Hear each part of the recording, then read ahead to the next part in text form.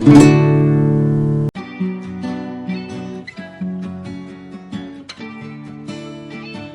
सच बता रहा हूं, मैंने जब यीशु मसीह को जाना, उसके प्यार को जाना, जब मैंने ये जाना यीशु मसीह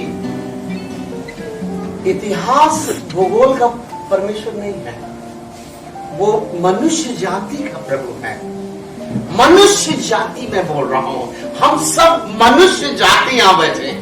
और परमेश्वर की बाइबल में वचन में लिखा है, परमेश्वर ने अपने पुत्र को इस पृथ्वी पर इसलिए भेजा कि मनुष्य जाति ने जो अपराध किया है, मनुष्य जाति ने जो गलत किया है, मनुष्य जाति जो अपने पाप के कारण, अपनी गंदी आदतों के कारण, पाप का मैं मतलब बताता हूं। बहुत लोग सोचते हैं गाली नहीं देते, गंदी बात नहीं बोलते हैं, अशुद्ध काम नहीं करते तो पाप नहीं है। मैं बताता हूं पाप क्या है। हर कुछ अपने जीवन में जो जीवित परमेश्वर ने जो मनुष्य के लिए रखा है, अगर आप नहीं जानते और आप वो काम करते जो ईश्वर की इच्छा के विरोध में है, तो वो पाप है। उदाहरण के लिए, ईश्वर जिंदा है कि मरा हुआ है? जिंदा है, आप बोलेंगे। अगर ईश्वर जिंदा है तो जिंदा ईश्वर को तस्वीरों में, मूर्तों में ढूंढना ये सही है कि अपराध है? अपराध है। हम सब जानते हैं कि हमारे घरों में जब कोई मर जाता है, जब वो मर जाता है, तब हम उसके तस्वीरों के आगे फूल या स्वर्गीय या कुछ लिखते हैं। जब मर जाता है, जिंदा में नहीं लिखते। मेरे प्यारे भाई बहन, आज मनुष्य जाति ने हर बातों में जो नहीं समझे वो सब करते करते परमेश्वर के विरोध में पाप किया है। और पाप के कारण हम सभी के जीवन में सबसे बड़ा समस्या जो आया, गौर से सुनिएगा, हम लोग परमेश्वर के जीवन से अलग हो गए। परमेश्वर का जीवन क्या है?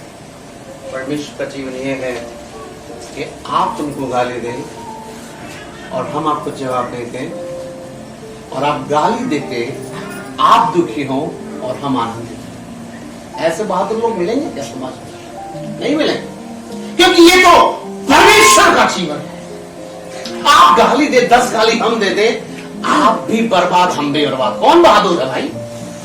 कोई बहादुर नहीं है। बहादुर तो वो है जिसपे परमेश्वर का प्रेम प्रकट हो। और परमेश्वर का जीवन ये है कि उसको कोई कितना भी झूठा आरोप, दुख, निंदा, अपमान भी करे, तो भी वो अंदर से सामर्थ्य को महसूस करे। उससे भी अच्छी बात मैं बताता हूं, आप उनको गाली देके चले जाएं, आप उनको मार के चले जाएं, और उसके बाद मैं आपको गाली के बदले गाली ना दूं, आपके विरुद्ध षड्यंत्र ना करूं। गौर से सुनिए मेरी बात को। आपके विरोध में जो भी होता था पहले, मैं वो ना करूं।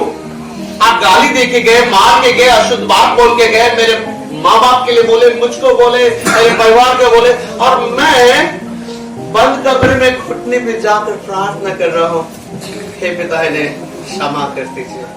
ओहो, ये बड़ी बात है। ये परिवर्तन को मैंने अपने जीवन में देखा।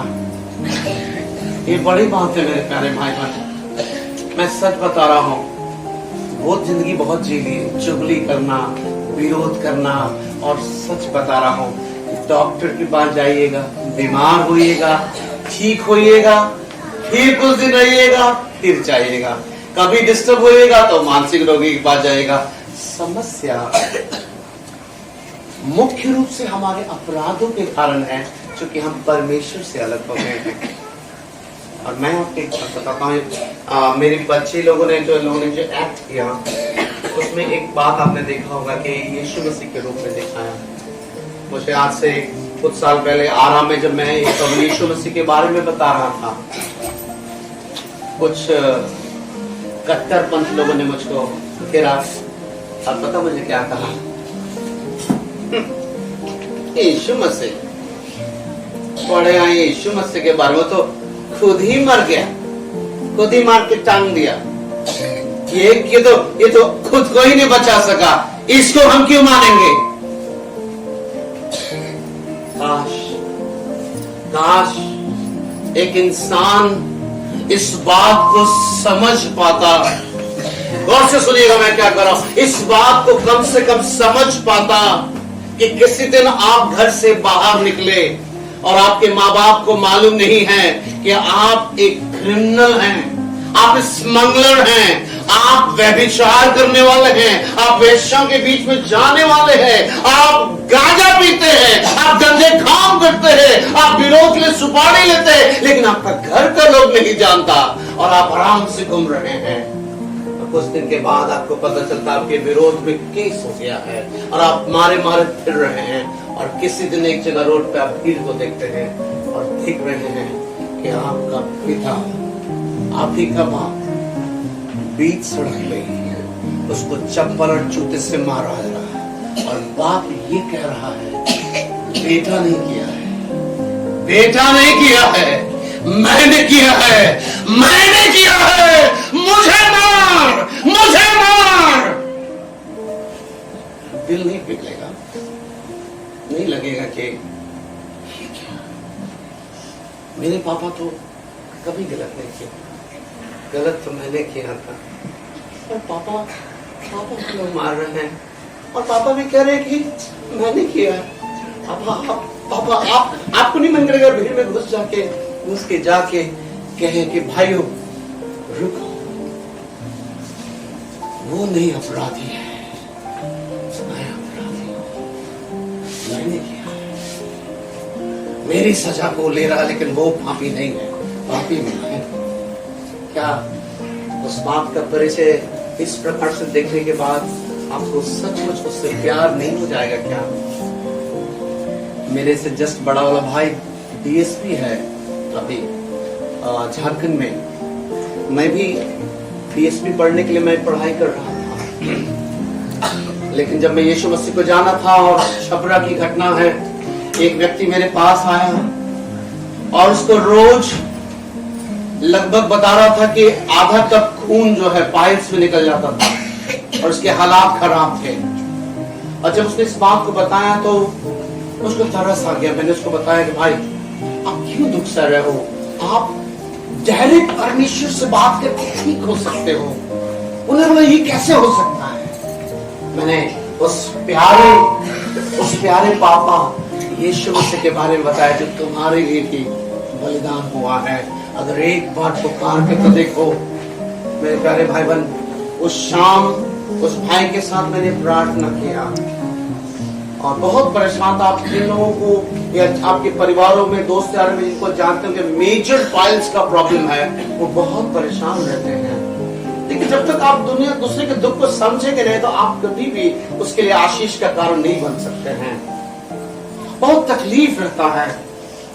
मेरा एक बैडमिंटन पार्टनर था, प्लेयर था, हम लोग जमशेदपुर गए थे, लेकिन देख रहे थे वो रैकेट बैडमिंटन का तो उठाता था लेकिन परेशान रहता था। अब अनाउंसमेंट हो रहा, अब उसका मैच है, लेकिन वो पाइल्स के दर्द के कारण वो कुछ करना तो चाहता था लेकिन कुछ कर नहीं पाता था बेचारा, बहुत परेशान रहता था।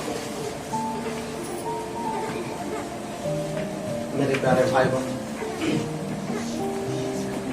परमेश्वर ने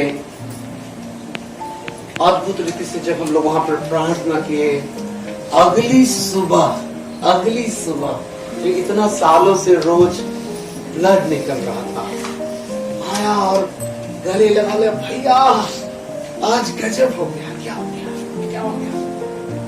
मेरा जो ब्लड निकलता था ना रुक गया, अब मैं एकदम अच्छा फील कर रहा हूँ। तो जब बोल रहा था मेरे साथ दो बातें एक साथ हो रही थी, गौर से दो बातें एक साथ हो रही थी। एक तो खुशी हो रही थी कि वो ठीक हो गया और दूसरी तरफ मेरे मन में ये बात हो रहा था कि फिर मैं कैसा दुष्ट हूँ।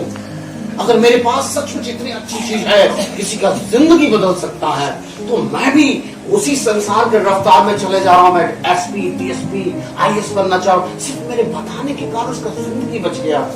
मैंने पब्लिक एडमिनिस्ट्रेशन का किताब को, LSW का किताब को मैंने रख दिया और एक बात को समझा कि अगर जिंदगी नहीं तो सब बेकार है। और उसके बाद से मैंने सोचा कि मैं परमेश्वर के प्रेम को लोगों को बताऊंगा। मेरे प्यारे भाई बहन, इस समय में बस अंत करने जा रहा हूँ। एक बात बताना चाहता हूँ, जिंदगी में हम लोग बहुत सारी बातों में विश्वास करते हैं। उदाहरण के लिए अगर आप लोग बस से आए हैं, अगर ऑटो से आए हैं, मैं आपसे पूछूं तो आपको मैं जो पूछूंगा उसको उत्तर मैं ही दे देता हूं। आपने ऑटो वाले से पूछा कि तुमने ड्राइविंग लाइसेंस सही से लिया है क्या? बस से आए क्या? मैं तो पूछी थे ड्राइवर के तुम ठीक से चलाना जानते हो? पूछे क्या? पूरी जिंदगी लेके चले आया उसके हाथ में। आप जिंदगी दे देते हो, एक गुटखा खा के, नशा करके, पाउच पी के ऑटो वाला के हाथ में जिंदगी रख के चले आते हो और वहां नहीं डिस्कस करते हो, पूरा जिंदगी दे देते हो आप तो। और यहां मैं आपको एक जिंदा गवाही बता रहा हूं, आप सोच रहे हो यस या नो, यस या नो, व्हाट अ स्टूपिडिटी, ये क्या मूर्खता है। अरे इससे पहले ऑटो वाले से तो पूछते तुम तो जिंदगी पर से बच गए, तो तुम्हारा किस्मत था बच गए। पूछे नहीं, विश्वास किया है ना, विश्वास। अरे चला रहा हो तो ठीक ही चला रहा होगा। ऐसे ही भारतवर्ष में और विश्व में बहुत बड़ी संख्या में लोग गलत ड्राइवर के हाथों मर रहे हैं। यह हकीकत है। आज जब आप इतना उदार दिल है, इतने अच्छे लोग यहां पर बैठे हैं जो गुटखा खाए, तंबाकू खाए, गांजा पिया हुआ ऑटो चला ऐसे करके उसमें भी बिना पूछे बैठ जाते, इतना विश्वास है। एक मूर्खता मेरे नाम से भी सही कि मैं बता रहा हूं कि यीशु मसीह मेरा नहीं, सारी मनुष्य जाति का पिता है। और वो चर्च के अंदर में नहीं, जो क्रूस पे जो बलिदान हुए, मैं बता रहा हूं, वो चर्च के अंदर में नहीं, जो कहते हैं ना गिरजाघर हिंदी में, उस बिल्डिंग के अंदर में नहीं, बीच चौराहे पे यीशु मसीह अपने आप को सारी दुनिया के लिए बलिदान दिया। क्यों? इसलिए बीच चौराहा किसी धर्म और जात का नहीं होता है। कोई भी जाता है चौराहे पे, वहां पे नहीं पूछा था कौन जात के उस रास्ते से नहीं पार कर सकता, कोई भी जा सकता है और देख सकता है कि ये परमेश्वर का पुत्र जो मारा गया था, क्यों मारा गया था जानो, और साथ में ये जानो ये सबके लिए है। बीच चौराहे पे कोई दुकान सबके लिए है। यीशु मसीह हम सबके लिए इस दुनिया में आए, हमारे गुनाहों के लिए, हमारे पापों के लिए उनको कांटों का ताज बनाया गया। देखिए यहाँ पर बच्चे बनाए थे,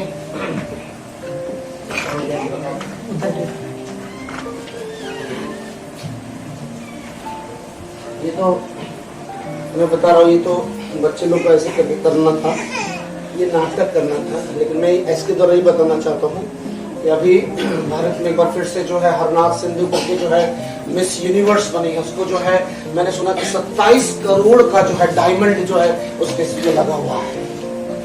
लेकिन हरनाथ सिंधु को फायदा हुआ, हम लोगों को क्या फायदा?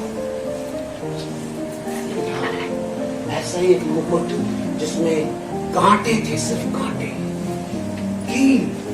वैसा उसको यीशु मसीह के सिर में डाला गया था हमारे नाम के लिए। वो एक दिन मिस्टर यूनिवर्स बन के आया था हमारे हक, लेकिन वो मिस्टर यूनिवर्स बन के जो परमेश्वर का पुत्र आया था, उसका खून बह रहा था, गुजराया गया था, हाथों में की, पैर में की, भालों से मारा गया, पीठ में चाबुक से मार गया। ऐसा चाबुक हुआ करता था उस समय का, जनरल चाबुक नहीं जो घोड़ों को मारा जाता है, उस चाबुक के आगे में कील लगा होता था। जब पीठ में मारता था तो खींचता था तो मांस और लहू भी खिंचाता था। और मैं आपके ही पिता के बारे में बता रहा हूं, प्लीज, मैं किसी धर्म की चर्चा नहीं कर रहा हूं, मैं आपके ही पापा के बारे में बता रहा हूं। सुनिए गौर से, उनके पीठ से 39 बार ऐसे मार के मांस को निकाला जा रहा था। और यीशु मसीह कुछ नहीं बोल रहा था, जानते क्यों? ठीक वैसे जैसे पापा मार खा रहे हैं, बेटा बोला पापा छोड़ दीजिए, हम की है, नहीं बेटा तुम जाओ, ऐसे नहीं पाप करेगा, तुम्हारा जिंदगी बेटा कल तुम बचो, अब तो मेरा ज्यादा समय नहीं बचा है, तुम अच्छा जिंदगी गलत किया है, सुधार कर, मुझको जाने दो।